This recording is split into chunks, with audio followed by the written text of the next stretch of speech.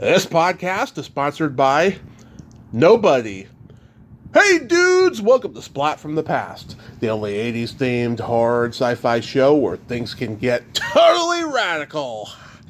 I've been doing this podcast 6 years now.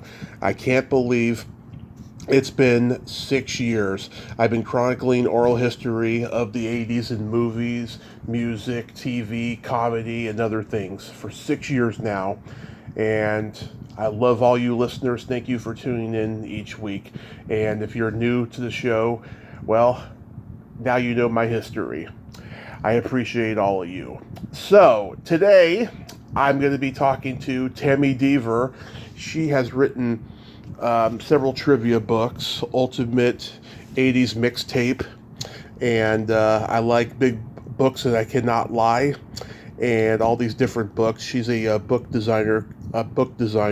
She has a company called TLC Book Design, and I saw her on the D&D Dynamite 80s podcast, and we're just going to nerd out today on 80s movies and music and so forth, and I can't wait. It's going to be awesome.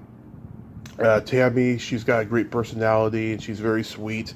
And also, yesterday was 22 years since 9/11 happened. And it's so friggin' sad, that so many people lost their lives all those years ago at the World Trade Center, and so many families suffered and endured so much pain. Let's have 10 seconds of silence for the 9/11 victims and their families.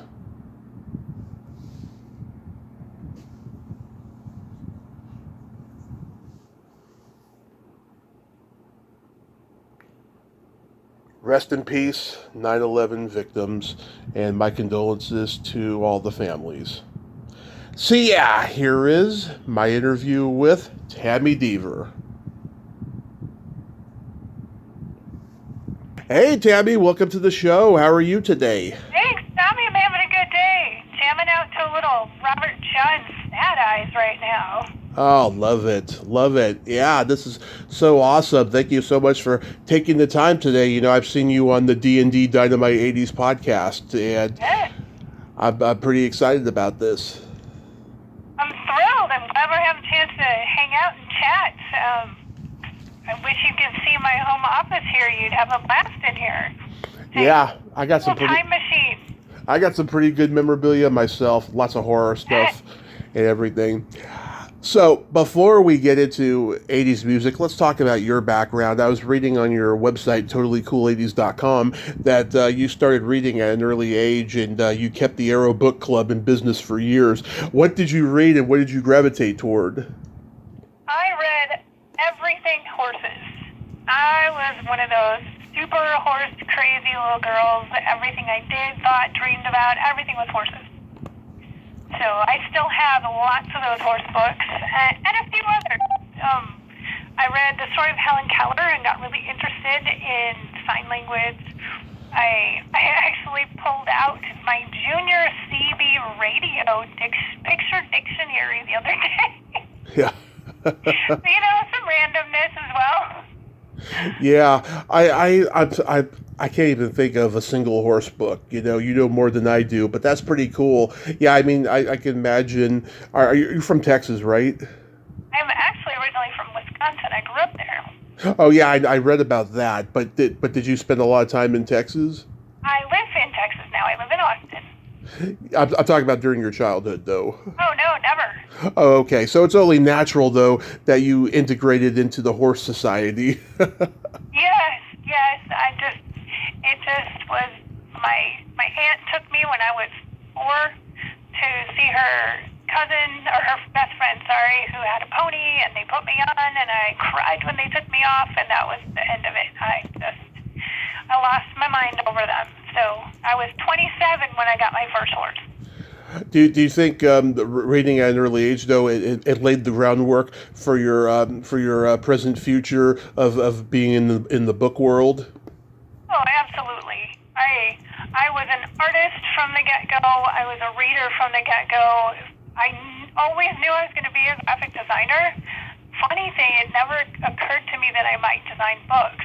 My first job out of college was a magazine designer, and the company that owned the magazine also had a book division, and it was just one day they asked me if I could design a book cover that nobody else could really figure out what to do with, and 2 hours later I had it, and it won an award, and I'm like, hey, there might be something to this for a career.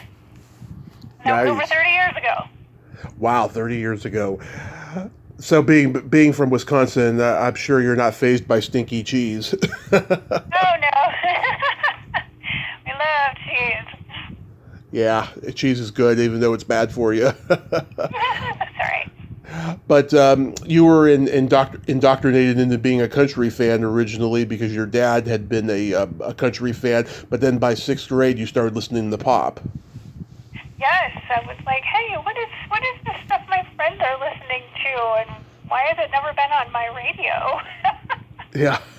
Do you remember who it was you heard? Kind of brainwashed unintentionally for a long time, but as I got into rock and pop music, it was very, very gradual, like crossover stuff, and then things like Air Supply in Chicago and Hall & Oates, and eventually into pop and new wave, and I didn't get into rock and roll until way, way later, like as an adult.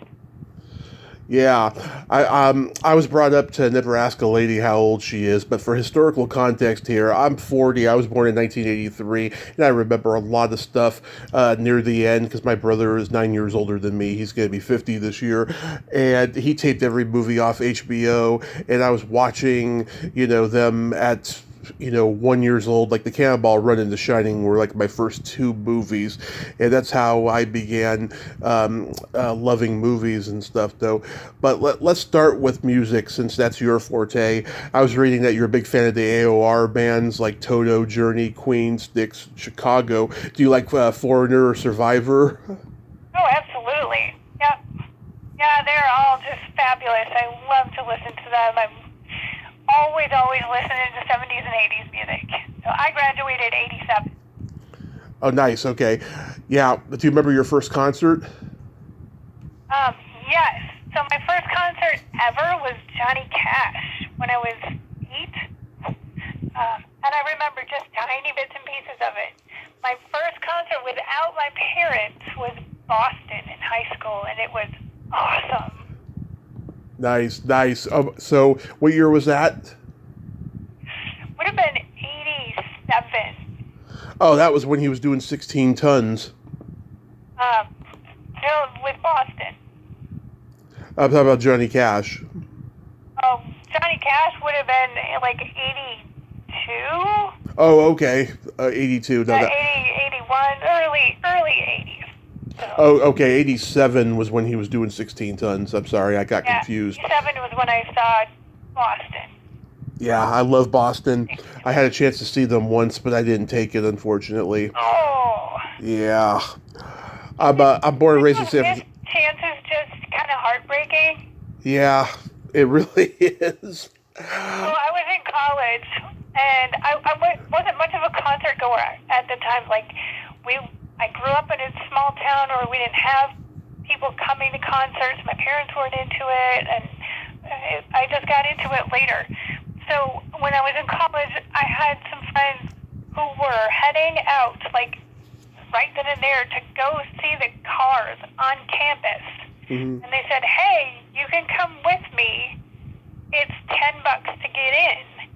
And it was one of the people that was going with a boy I had a crush on, too. And I was like, oh, my gosh. I had $10. This was a Monday night, mm-hmm. Sunday. I had $10 to my name that meant either I could go see the Cars with this guy I had a crush on, or I could eat for the rest of the week. Wow. And I stupidly chose the food. I chose food over the Cars. Well, you got to eat, I mean, I think you made a good choice there. Unbelievable. Never got a chance to see him again either. Oh, that's awful. Yeah. Yeah, I'm born and raised in San Francisco. I love Journey. I saw them in 2014. Steve Miller opened for them, and Neil Schon came up on stage, and him and Steve Miller both did an acoustic medley jam, and they did Stairway to Heaven. Oh my gosh, how epic was that?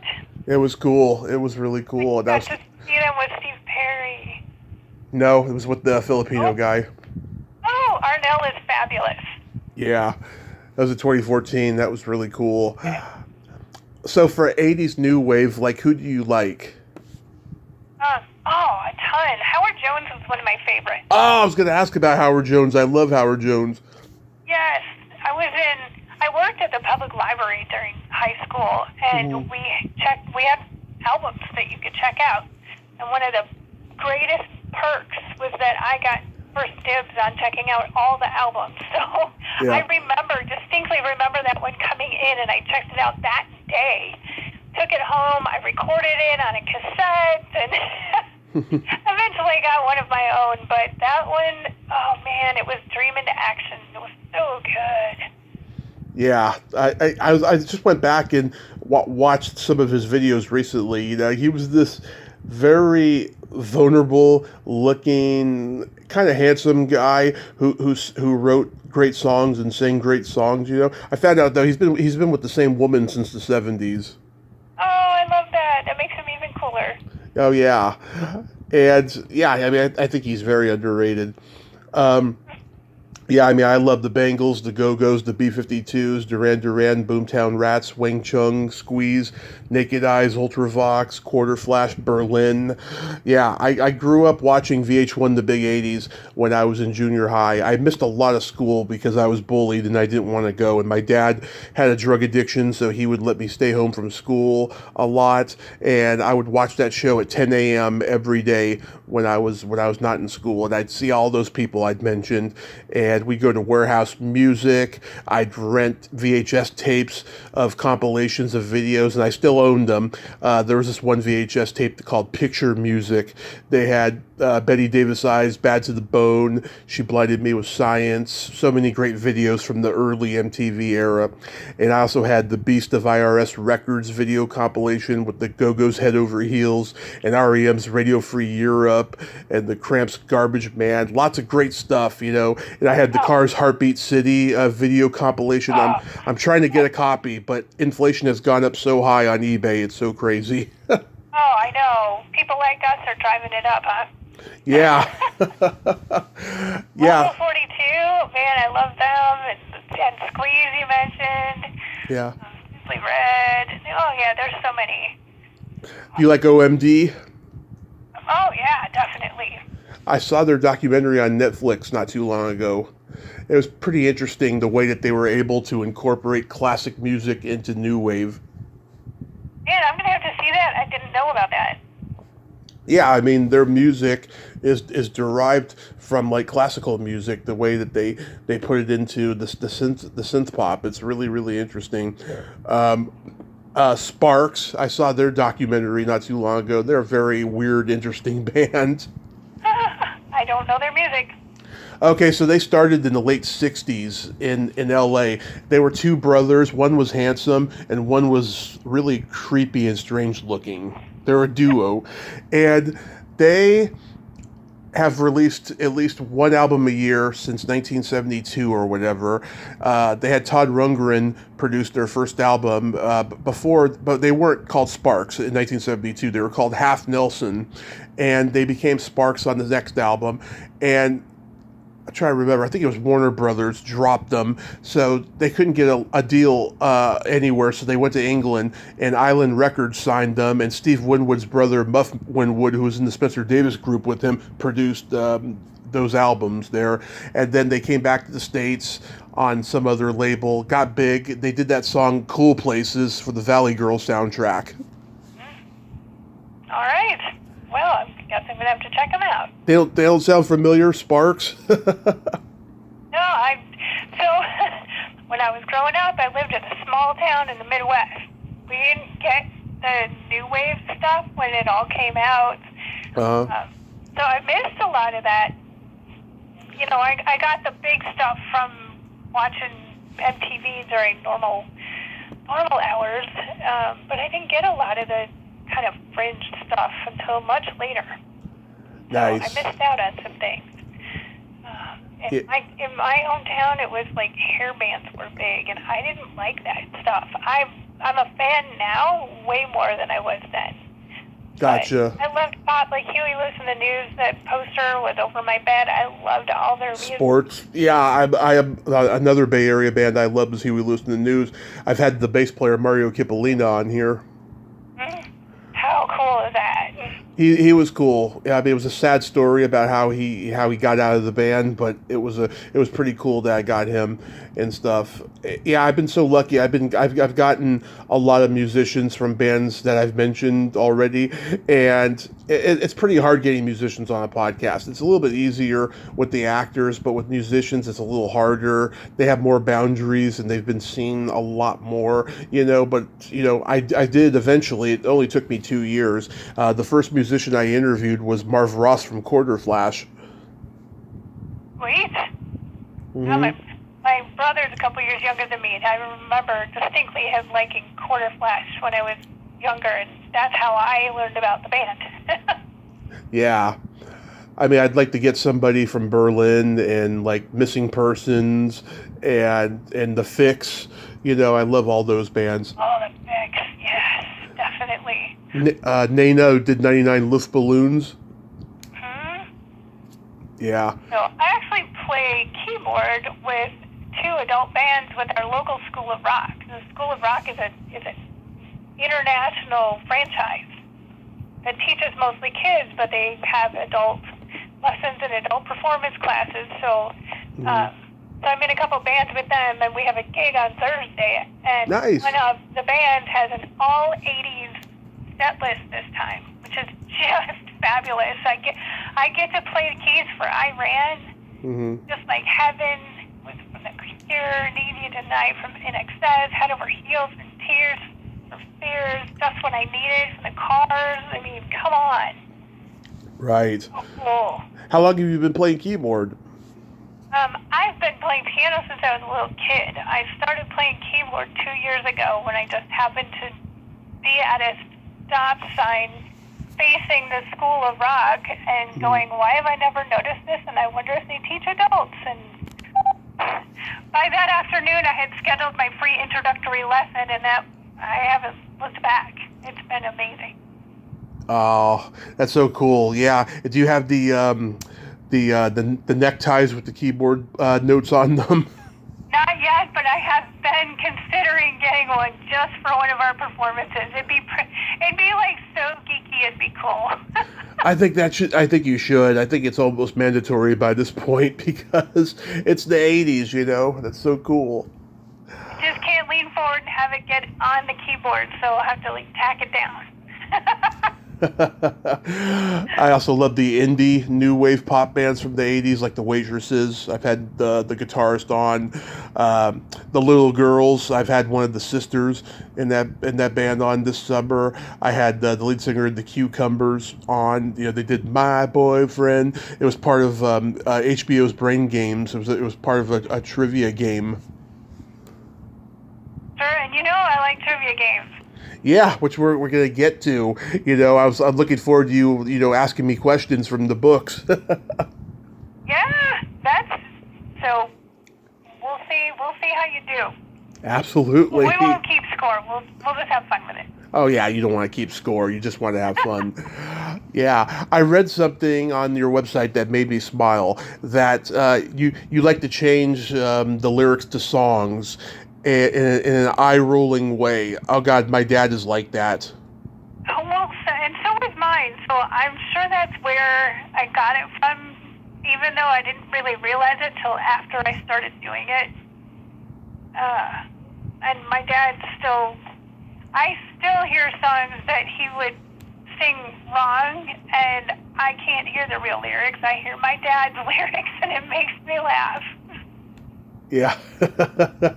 You want to give me some examples? Oh, probably not. They're not necessarily good lyrics. They're just funny. Yeah, I mean you can swear. Yeah, that's all right. We'll keep that between me and my dad. So getting into 80s movies, first off I want to know, do you collect old VHS tapes? I have actually I'm not collecting them right now. My father-in-law lives nearby, and he has a huge collection of VHS tapes. So I'm kind of not collecting because he's got them. I'm collecting cassette tapes again, but I still have some of my VHS, and I love them. I just don't have a player yet, and they're expensive. Yeah, I've been collecting VHS tapes my whole life. In late 2013, my mom and I became homeless, and that's a whole other conversation. I had about 2,000 VHS tapes that I had been collecting since like 1984, and that it was that far back, and so I kept at least a dozen that meant a lot to me, and I still have them to this day. But 98% of my VHS stock was sold. I sold it to a place that had like secondhand videos and vinyl records and so forth.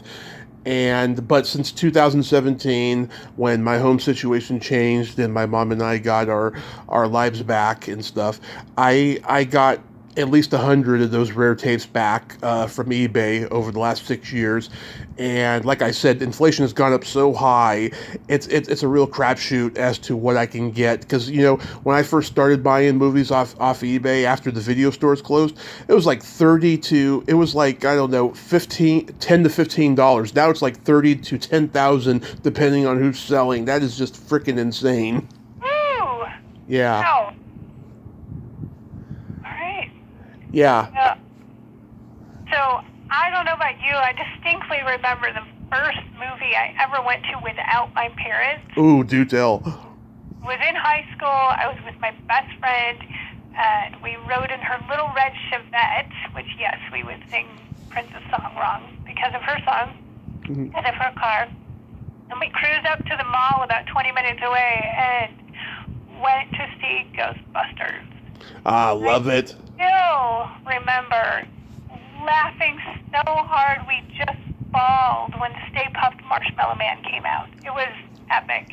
Weren't you a little terrified too? Because, I mean, the terrifying moments are terrifying in the movie. Yeah, and I'm not really a fan of scary movies overall, but I don't remember being scared. So I must have been, I was probably a freshman, sophomore in high school. So, no, it was just purely entertaining, and we were engulfed in it. And it was at that time when the whole theater, like everybody would clap even during the middle of a scene, and it was interactive.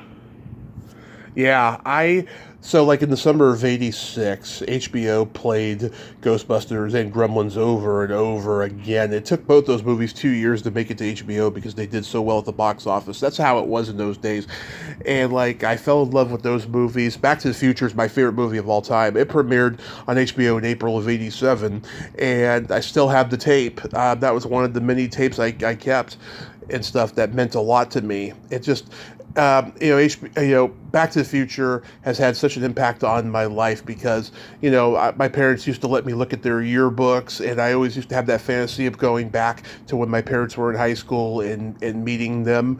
I think that's the reason why the movie is so popular, because everyone has that fantasy. And I've become good friends with Claudia Wells, who played Jennifer in the first one. She's got an Armani store in LA, and like, I go visit her whenever I'm in town and stuff. It's one of the best movies ever. Yes. I have a whole homage to it in my office here. Yeah, I mean, I own, at this point, 3 copies of the movie. I have the 2002 DVD, the 2015 30th anniversary, and I have, or actually no, 4. I have 2 VHS tapes of it as well. So yeah. Very nice. Yep. Have you seen Night of the Comet? Nope. See it. It is the best cult movie from the 80s ever. Another movie that impacted my life since I was 3. And there was many, many years where the movie was not seen because the company that made it, Atlantic Releasing Company, who also made Valley Girl, and the same producers, coincidentally, they went under. And so there was a legal limbo of where the movie could be seen and where it could be released on VHS or whatever. It would be shown on USA Up All Night in the 90s, or it would be on the Sci-Fi Channel, and that's about it. And it wasn't until 2000, mid 2000s, let's say, that MGM bought the catalog of Atlantic and then started releasing it on DVD. And now it's easy to see it anywhere. And like so many people have pirated the movie on YouTube, it's crazy. It's that good of a movie. All right, I'm making a note of it right now. Yeah, the two stars, of course, is Catherine Mary Stewart from The Last Starfighter and Mischief and so many great 80s movies. And then Kelly Maroney, who was the annoying cheerleader in Fast Times at Ridgemont High. And she did that cheesy horror movie, Chopping Mall. They were the first two celebrities that I met at a con in the horror genre. And it was just the most wonderful experience ever. And Catherine's been on the podcast, I think, 5 or 6 times now, and she's become a good friend. Well, that's pretty fun. Yeah. Let's see. I'm a huge Karate Kid fan. Oh, I had a poster up on my wall when I was in high school. Loved it until one of my friends came and said, "Hey, you look just like your brother." And Yeah. I was horrified to realize they were correct, and the poster came down awfully quickly. I was so bummed to take it down, but it was so awkward. I'm like, oh, man. Do you watch Cobra Kai? I have never seen it. I've seen all the seasons since it started. One of the few shows I will watch because I don't like a lot of today's shows in movies and so forth. But this show, because it's Karate Kid, it is really fantastic. And you'd laugh so hard if you saw what characters from the movies are doing now. I mean, it is hilarious. So how do you feel about Stranger Things? I haven't watched Stranger Things because I don't know. It feels like it's going to be what's that word? It's really popular now. Pastiche, or whatever it's called. Do you know what word I'm talking about? I have no idea. Yeah, if I find that word, I'll let you know. But like, I don't know. I mean, maybe eventually I'll get around to it, but I haven't watched it. Okay, Tami, let me tell you, I refused to watch it for years, and of course all my friends kept telling me, you have to watch it, it's in the 80s and all that stuff. Mm-hmm. Like, I'm too busy, I don't want to get into a series and have to watch it because I've got too many other things going on in my life. Yeah. And, and it's all scary, and I don't know that I want that. Well, but last summer or 2 summers ago now, I just looked at my husband one day and said, I think I'm ready. He's like, for what? I'm like, I think I'm ready to watch Stranger Things. Hook, line, and sinker, dude. It is amazing. Amazing. I'll check. And the 80s factor is not even the full reason it's amazing. I mean, you can't deny that, but it is so well acted, so well written, and it gets, if you like creepy, you're going to get more than your share of it. And there was one episode I found out ahead of time not to watch, and I just found out what happened later because I knew I'd have nightmares. But it's amazing. It's way worth watching. Yeah. Oh my God. People have been telling me about the show since it started, and I just haven't watched it, but I'll eventually get around to it. You know. It is worth it. It is worth your time. It's worth watching. The Last American Virgin is my favorite teen movie of all time. Diane Franklin holds the record of being on here 8 times, and we're good friends. Valley Girl, Porky's, Fast Times at Ridgemont High. I think. See this morning. Which one? Fast Times was. You watched it this morning? It was. I didn't get to watch it all, but I saw that it was on this morning. I flipped to it real quickly. Yeah, I love it. It's such a fantastic movie. I think 1985, though, was the best year for teen movies because some of my absolute favorites came out that year. Just One of the Guys, Mischief, Heaven Help Us, Once Bitten. A lot of good flicks. We didn't have a theater in my hometown, so we had to drive to like 20, 30 minutes to get to a movie theater. Wow. That's crazy. I didn't watch a lot of them in the theater. Of course, we had a movie rental shop, like a family movie rental shop. And when I was 2 years old, my parents took me to the drive-in to see Weird Science, and Oh, the best. and Rambo First Blood Part 2. It was the summer of '85, and I kind of remember it. It's crazy how I can remember it. Wow. Yeah, Weird Science. I love that movie. It's so much fun. It is.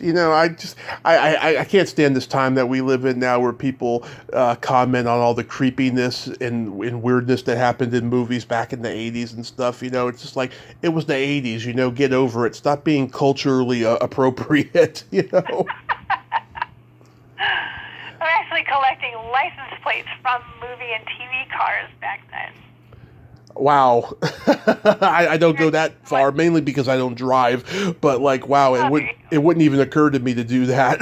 Yeah, I actually on mine I met up with with a guy who actually owns the company that makes them, and he's also an '80s DJ, and he's on the '80s cruise all the time and stuff. And we just got to know each other, and I realized that he's the maker of these, and they're fabulous. I've got one from each one of the Ghostbusters movies, and of course I have Out of Time from Back to the Future, and the Nervous plate from Ferris Bueller's Day Off, Smokey and the Bandit, A-Team, what else? Oh, Knight Rider. Oh my God. Oh yeah. Dukes of Hazzard, and Magnum P.I. Wow. Do you like Pee-wee's Big Adventure? You know what? I never watched it. Oh, it's the best Pee-wee movie. It's a special movie to me.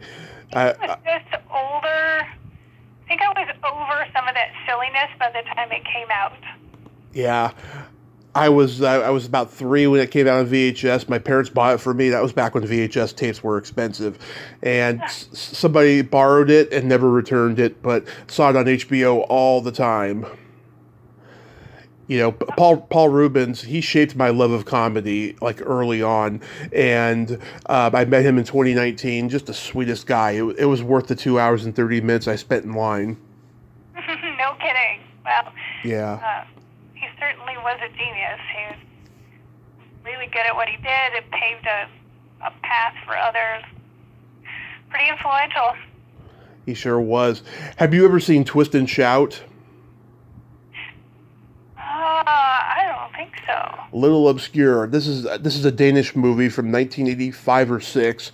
It's a foreign film. It's about a teenage boy who has a crush on his best friend who's a girl in 1963, and she starts dating a bad boy who knocks her up, and she gets an illegal abortion, and it's a really wistful coming of age teen movie from that time. I need to get it on VHS. It's been a long, long time since I've seen it, but it's been on my mind lately, and I don't get to talk about it much. No, well, I can't chime in there with you. I have not seen that one. Yeah. Also, I wanted to let you know, I also have hundreds of DVDs and Blu-rays. I don't just have VHSs. Well, I've got albums, 45 cassettes, and CDs, so I understand. Nice. So how did you get into book designing? Really, my aunt wrote a book when I was late in college, junior, senior in college, and asked me to do a cover for her. So I did, and it was a fun experience. I had no idea what I was doing. And then my first job out of school, when, like I said earlier, when they asked me to do a book cover that nobody else could really do, and I enjoyed it, so they started asking me to freelance for their book division, which I enjoyed, and eventually just took that into a full-time career. I realized that was my strength as a designer. So I started a business called TLC Book Design. We do covers and interiors, kids books for adults, teens, kids, and work mostly with small and self-publishers. Nice. That's Yeah. the thing. I love my job. Yes, TLC Book Design. That's a good title. How did the Ultimate Mixtape books come about? So Ultimate Mixtape series, there's a series of 2 books. They are retro music quiz books. I had done a book called I Like Big Books and I Cannot Lie, which is a bunch of parodies and puzzles. Just before that, it was to be released at a publishing conference, March of 2020, or April 2020, which of course COVID hit, conference shut down. I released it online, and then the summer hit, and everybody was just hanging out doing nothing, quarantined, and this Ultimate Mixtape book fell out of me that summer. Just, it kept growing and growing and growing to 256 pages and over 1,000 questions. And it is a load of fun.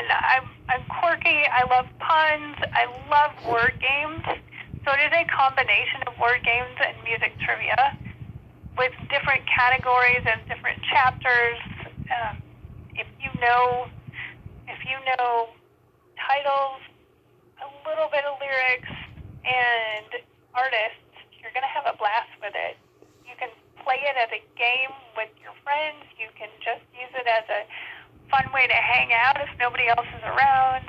And there's lots of levels of questions. So you're going to find easy stuff. You're going to find stuff you have no idea what the answers are. Mm-hmm. And a lot in between that you'll think and then go, oh, I know it. Yeah. Oh, that's so cool. Do you play bar trivia? I do once in a while with my friends, yes. From 2010 to 2015, I was the bar trivia champion, and so many people hated me for it. Like literally, I couldn't even make friends. Like all the other teams were just so competitive about it. And like every time it was the name that tune music category, or any questions about movies, or like name this line from what movie, I was always winning. I mean, even if I didn't win the whole night overall, I would win that with whoever I was with. It was just crazy, and I even made 2 attempts to host trivia. In 2011, I was doing it at this wine bar. And the first night we did pretty good, and then after that couldn't get anybody to come in. So then I stopped, and then in 2014 I tried again, and this is pretty funny. It was another wine bar, but it was like down the street from it. And everyone I knew from playing bar trivia actually came out, and there was this category. It must have made the people who worked there uncomfortable. So what I did was, I got all these like pictures from the internet of different types of belly buttons, right? And you had to guess if it was an innie or an outie, and the right answer would be based on what my Google search was, right? Even if it looked like an innie, but it wasn't quite that way, it would be whatever and stuff. And I mean, it was kind of abstract. So I got paid at the end of the night, but then I didn't get asked back, and that was fine. I had a lot going on. I was homeless at the time and stuff, and I had other things going on and stuff. But I love trivia. I mean, I'm always down for trivia. That's a blast. We have actually turned the Ultimate Mixtape books into a live in-person corporate networking event that is an unbelievably good time. It's called Ultimate Mixtape Live, and that's our website as well. It's just a load of fun, DJ-led. I'm usually the sidekick,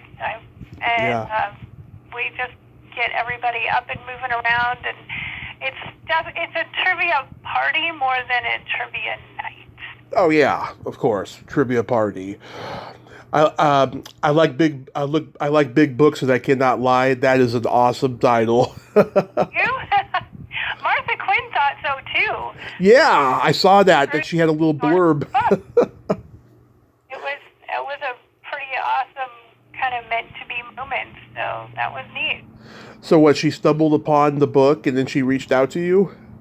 I actually stumbled upon her online. I've always been a fan, of course, but it was again during COVID, and she was having what's called a group hug, and she would have a one-sided Zoom where she would talk and everybody could just type in the chat, essentially. She'd do it on Facebook. I guess it was a Facebook Live. And I saw that she was going to have one just because she wanted to lift the spirits of people. And I said, oh, that's really cool. That's why I just released this book. I didn't tell her about it, anything. I didn't give her a link. I wasn't trying to get her to do it. I was just encouraging her. And she's like tell me what it is. And so I got in a conversation with her, and she's like, you need to be on my radio show. Mm-hmm. Like, okay, yes. Yes is the answer. So she had me call in, talk about my book. She had me ask her questions from it, and in the end, she also endorsed it. She said, so my book really has to do with music and the book world and how they're intertwined. Right. So she said this combination of music with fun puzzles is a stellar duo like Run DMC and Aerosmith.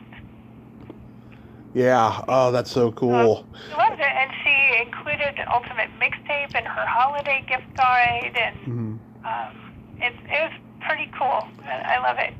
My favorite interview she ever did was Gina Schock and Kathy Valentine of the Go-Go's. Gina's been on the podcast twice, which is just so freaking surreal. I'm trying to get Kathy now. Kathy actually lives in Austin. Oh, really? That's where she's from, yeah. And in that interview, you know, Gina had just had a heart surgery. She had a hole in her heart, and it had to be repaired, like right when the Go-Go's talk show tour happened, right? And like Martha Quinn like asked to see the scar, and she showed the scar, and Martha Quinn's like, "Ew," and then she's like, "Oh, come on, it's not that bad," you know. And then Gina says, "It's 8 inches long. It's very attractive." And Martha's like, "Okay, well, we gotta go to a commercial now." That's too much. Yeah, they were laughing and stuff. It was pretty funny. Yeah. Gina actually looked like she had a crush on Martha. I'm sure she did. She was kind of flirty with her. Oh, funny. Yeah, I actually wrote a trivia book about the Bangles because I love the Bangles so much, and I'm shelving it right now for personal reasons, you know. But I'm thinking of writing some trivia books about a couple '80s cult movies that I mentioned, like Night of the Comet and stuff. So we shall see. Absolutely should do it. Go for it. Yeah. Do you have any books on the horizon? So I'm working on a children's picture book, which is harder to write than you would ever think. Yes, I've talked to a couple people who've written children's books. Yep, I'm working on one, and the story itself is very sweet for the kids, but underlying all of it is just tons and tons of 80s references in the pictures, in the words. It's going to be a ton of fun for parents and grandparents to read to their kids and grandkids. Mm-hmm. Just need to get it finished and out there, so we'll see. Nice. That's so awesome. So you want to start asking me questions? Oh, I'm happy to do that. They're a mix from both the first Ultimate Mixtape book and Side B, which is what I call the second one. Awesome. And they all come from different categories that have themes, which should help with the answers. Some of them are probably going to be super easy for you. And I usually start with something pretty easy. So this is from a category called Animal. Mm-hmm. You name the artist that has an animal name. The song is Here I Go Again. Whitesnake. Got it. I'm actually playing that this week. Nice. Yeah. All right. So this chapter or category is called We Are the Champions. Okay. You have to name the song title that might make this artist an athlete. And this is I'm going to say this is probably 70s, so we'll see. I may be stretching your knowledge here. Okay. How far back you go? Oh, I go back to the silent era of film, so go ahead. Fabulous. Alrighty. Which Paul Simon song would land him on the bobsled team? On the bobsled team. Oh my God. I'm trying to think. Slip sliding away? Yes. You're a superstar. Thank you. Love it. I literally didn't think I was going to get it, and then that came to me. Excellent. All right. There's a category called Another Part of Me, and we're going to see if you know the song well enough to know which song mentions this random item. Okay. The Ice Blue Line of Insanity. Ice Blue Line of Insanity.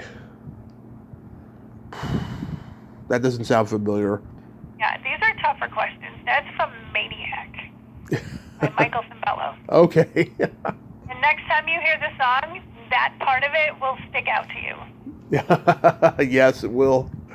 This one might be easier. What song mentions a cup of ambition? A what ambition? A cup of ambition. A cup of ambition. God, I should know that. I'm trying to think. Hold on. A famous female singer. Country. Oh, Dolly Parton's 9 to 5. You got it. Yep. All right. The old songs is the biggest chapter in both books. You name the song. I'm going to give you the artist. Okay. I have reimagined their song title. Okay. You're going to give me the actual song title. Okay. So Janet Jackson, A Remote.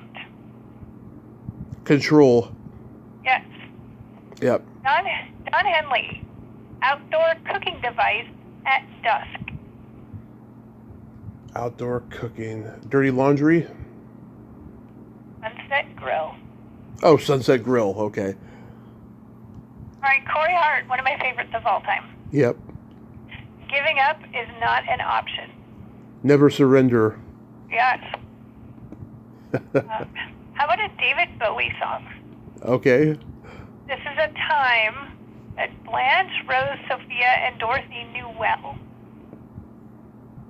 Let's Dance. Golden years. Golden Years. You were the golden girl. Oh, yeah. All right. Switch categories. This is all around the world. I'm going to give you the artist's name as part of the clue. Your answer is one of their songs. And the song contains the name of a place. Okay. Van Halen is Burning Down the Avenue here. Panama. Yes. Yeah. How about Hold the Line? So these are the first few words of this song from the 1980s. Mm-hmm. Tell me the song and the artist. Okay. Don't worry, I won't hurt you. Wait, what I can't hurt you? Don't worry, I won't hurt you. Don't worry, I won't hurt you. I'm trying to think. Oh my God. I should know it. Don't worry. I won't. No. Oh. Prince 1999. Yes, score. Yeah, a few people know that long version of the song. And it bugs me when an 80s station cuts that part off. I'm like, if you are an 80s station, you should play the full version of the song, thank you. Well, I'll tell you, there's that episode of The Simpsons, Homer Palooza, where Otto's shoes are talking to him, and one of them says, "Don't worry, we won't hurt you," much like at the beginning of 1999. And when I first heard that long version, I was like, oh, those are Otto's shoes. Oh, too funny. Yeah. Love it. Okay, this one you should get pretty easily. Mm-hmm. This is from a category called Dress You Up. The song title includes a reference to clothing, accessories, or shopping. Okay. Tears for Fears and the Go-Go's are both feeling like this, probably over a new pair of dresses. Head over heels. Yes. All right. And I hesitate. I've got one more, but it's a little bit complicated, and sometimes it's better. Some of these are better off reading them in print than trying to ask you over the phone. Let's try it, and we'll see how it goes. Mm-hmm. It's from a category called I Got a Name. Okay. This time I'm going to give you a clue about a character from a TV show Okay. that ran from 82 until 93. Oh, I know what this is. The character's name is part of the song title. Cheers. The song has nothing to do with the show itself. I want you to give me the show's character, Okay. the name of the show, and who sang the song. So a bunch of stuff. So Okay. Don Cougar sings about this bar waitress hired by Sam, who's too well educated for her job. Jack and Diane. If that's the song, the TV show is. Cheers. Yes, like you said. And the character is. Diane Chambers. Yes, score! Dude, you win. So you kind of get a feel for the variety of stuff in the book, but Yeah. a lot of fun to play with your friends. I was on a date with a girl once. I recited the first 10 minutes verbatim of The Breakfast Club, and I went to bed with her that night. That's how good I was. That's hilarious. Oh my gosh. Yeah. So we got to play my secret silly game. This is a series of silly slumber party questions. No win or lose. It's just pure fun. And Right? the game works is I ask you the question, you answer it, and then you ask me that exact same question and I answer it. And feel free to comment on the answers because they might be funny. Okie doke. Should I be afraid? Okay. I'm afraid. Tabby, are you ticklish? Yes, extremely. Like, yes, my dad would like hold his fingers over my knee. Mm-hmm. I would squeal, and he wasn't even touching me. Like, I could feel how bad it tickled. So, are you ticklish? Oh, yes. If you tickle me without warning, I might hit you in the groin. Yeah, okay. Fair enough.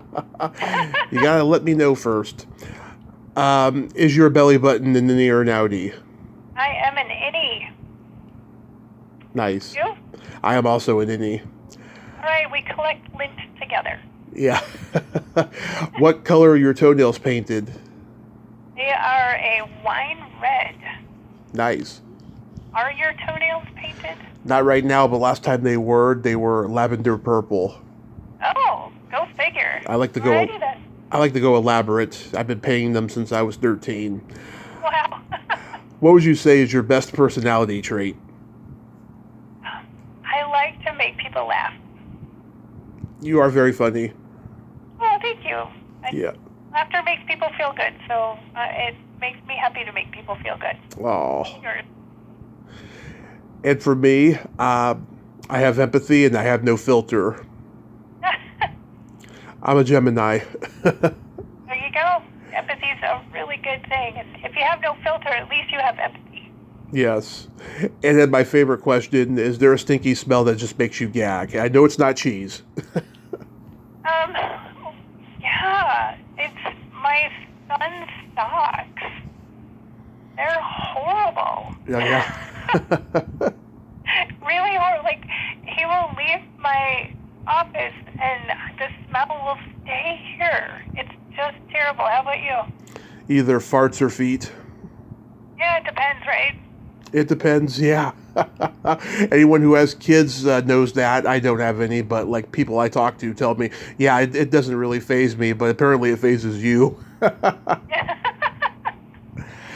Now, I read that you're a woman of faith. I think that's wonderful. I was raised Catholic, and obviously I believe in God, you know, with everything I've been through with my accident and everything else and stuff. Do you want to send me off with a prayer? Oh my gosh, really? Yeah. That would be such a privilege. Yeah. Wow. Yes. Father, thank you for bringing us here together today for this fun conversation. Thank you that we can celebrate the great 80s together.